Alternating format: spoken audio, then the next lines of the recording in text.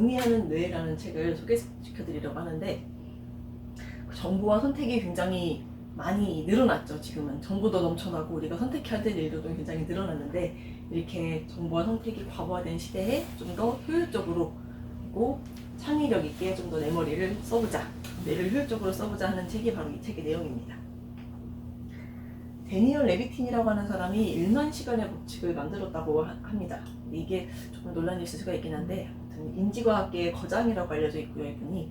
네, 이분이 쓴 책인데 책이 좀 두껍습니다. 570페이지 정도 되는, 우리가 흔히 얘기하는 벽돌책 있죠. 굉장히 많은 내용이 있는데, 이게 단순히 심리학에 근거한 책이 아니고 뇌과학을 근거로 해서 굉장히 많은 실험들을 바탕으로 한 연구 결과이기 때문에 좀 더 신뢰도가 있는 내용이라고 할 수가 있습니다. 내용이 조금 중복되는 내용도 있고 조금 장황하기도 하기 때문에 그냥 한 번에 다 읽으려고 하지 마시고 천천히 곁에 두고 읽으시면 괜찮으실 것 같습니다. 먼저 이게 기본적인 내용을 먼저 알고 가셔야 되는데, 뇌 용량이 한정되어 있다. 구체적으로는 하루에 쓸 수 있는 뇌 용량이 한정되어 있다는 것을 미리 알고 이거를 효율적으로 쓰셔야 되는데, 배터리를 우리가 핸드폰을 처음에 100%를 딱 충전해가지고 쓰면은 저녁에 되면 점점 떨어지죠.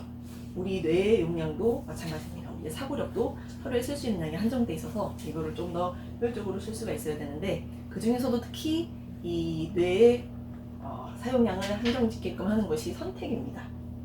우리가 굉장히 많은 선택을 하게 되는데, 재미있는 실험을 했어요.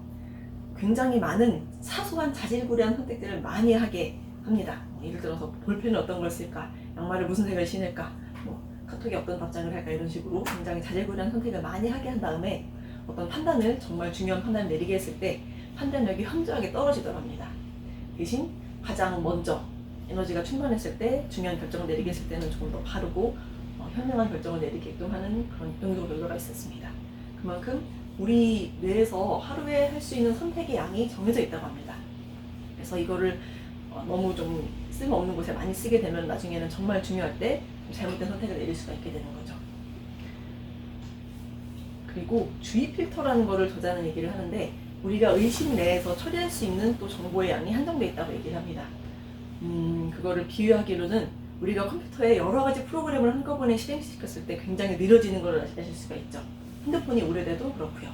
그래서 그러니까 우리 의식 내에서 쓸 수 있는 뇌 용량이 한정되어 있다는 얘기인데, 그래서 그 대기업에 굉장히 높은 곳에 있는 분들이나 성공한 분들을 보면은 대부분 비서나 보좌진들을 데리고 이렇게 일을 많이 맡기시죠. 처리를 하게끔 하죠. 예를 들어서 뭐 지인들의 기념일을 챙긴다든지, 청구서를 처리한다든지, 뭐 스케줄을 관리한다든지, 이런 것들을 내가 주의를 기울여야 되는 것들을 가능하면 외주화합니다. 바깥쪽으로 넘깁니다. 그렇게 내가 쓸 수 있는 한정되어 있는 주의 필터를 내가 정말 중요하게 여겨야 되는 곳에 한정을 시키는 거죠. 내가 사업을 어떤 방향으로 이끌어 나갈 것인가, 인사를 어떻게 처리할 것인가, 이런 것들을 집중적으로 할 수 있다고 보시면 됩니다. 우리는 근데 비서를 고용할 수가 없잖아요. 어떻게 하죠? 이 비서가 하는 일을 해줄 만한 것들이 있습니다. 요새 굉장히 다이어리도 좋은 것들이 많이 나와 있고, 어플들도 좋은 게 많이 나와 있죠. 캘린더도 잘 활용을 하시면은 내 어떤 기억해야 되는 것들을 바깥쪽으로 넘길 수 있는 굉장히 효율적으로 활용하시는 장치들이 많이 있으니까, 이런 것들을 잘 활용해 보시면은 내 머릿속에 굉장히 떠다니는 수많은 정보들을 잘 정리해서 더 효율적으로 쓰실 수가 있을 겁니다.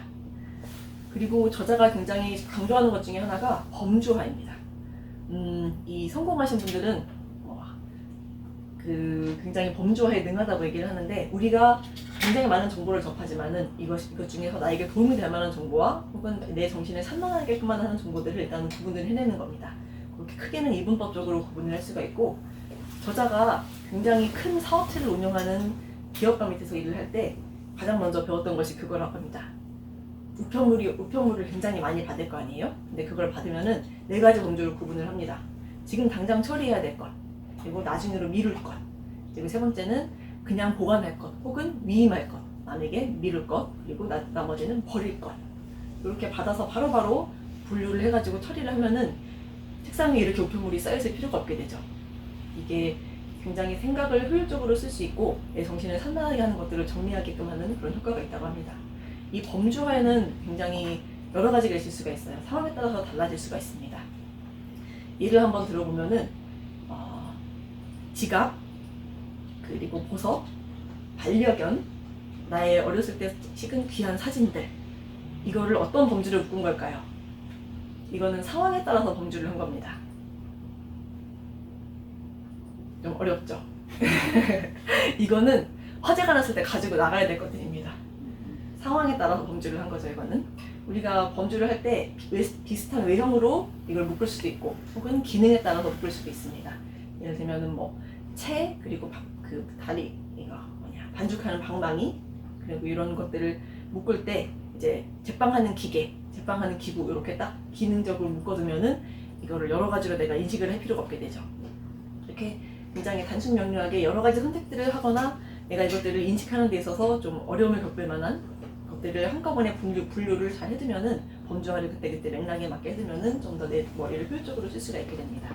우리가 일상생활을 하면서도 내가 이 물건이나 사람과의 관계를 계속 유지할 필요가 있을지, 그리고 이것이 나를 에너지와 행복으로 채워주는지, 내게 도움이 되는지, 이런 것들을 한 번씩 고려하시면서 내 곁에 계속 둘 것, 내 머릿속에 계속 띄워둘 것, 이런 것들을 잘 분류를 해가시면서, 이걸 능동적 분류라고 얘기를 하는데, 이런 걸 한 번씩 염두에 두시는 것도 내 머릿속을 좀 더 말끔하게 비우는 데 도움이 되실 겁니다. 이번에는 조금 쉬운 내용인데, 여러분들 막 바쁘게 일하다가 중간에 잠깐 쉬고 나면 머리가 좀 말끔해지고 개운해지는 느낌 받은 적 있으시죠? 이거를 저자는 백일목 모드라고 얘기를 합니다. 우리가 공부를 하고서 이게 그냥 멍 때리다가 갑자기 문제 답이 생각나는 경우가 있어요. 이것도 백일목 모드 혹은 몽상 모드의 한 가지인데, 생각이 마치 이렇게 의식의 흐름처럼 계속 연결이 되고 느슨하게 흘러가는 상태를 백일목 모드라고 얘기를 합니다. 마치 꿈처럼 이렇게 의식이 흘러간다고 해서 백일목 모드라고 이름을 붙였는데, 이때는 생각이나 감정들의 그 경계가 상대적으로 약해지고 이질적인 생각이나 아이디어들의 흐름이 이렇게 연결이 된다고 합니다. 그래서 내가 기존에 따로따로 알고 있던 지식들이 서로 융합이 되고 창의성을 굉장히 발휘할 수 있는 상태가 되는 거죠. 그래서 일만 계속 한다기보다 중간중간에 한 번씩 이렇게 산책도 하고 휴식도 취해지고 하는 것들이 굉장히 그런 효율을 끌어올리고 창의성을 발휘하는 데 큰 도움이 된다고 얘기를 합니다. 그래서 저자도 그렇고 이 개념을 아시는 분들이 항상 얘기하시는 게, 공부를 열심히 하고 나서 잠깐 멍 때리라고 얘기를 합니다. 아무것도 뭐 선택에 어떤 반응을 요구하지 않은 상태가 있죠. 그렇게 멍 때리고 있는 상태가 있어야 머릿속에서 정보가 정리가 되고 서로 융합이 일어나는 거죠. 그래서 이런 것들도 한번 활용을 해보시면 좋을 것 같습니다. 정보와 선택의 홍수의 시대에 우리가 조금 더 뇌를 활용할 수 있는 방법에 대해서 알아봤고요. 요거는 제가 이제 생각에 관해서만 집중해서 말씀을 드린 거고, 저희 책에는 우리 집을 정리하는 방법, 효율적으로 정리하는 방법, 그리고 인간관계를 정리하는 방법들까지 굉장히 방대하게 내용을 다루고 있습니다. 그래서 한 번쯤 그냥 심심풀이로 무겁지 않게 읽어보시면은 또 은근히 잘 넘어가실 겁니다.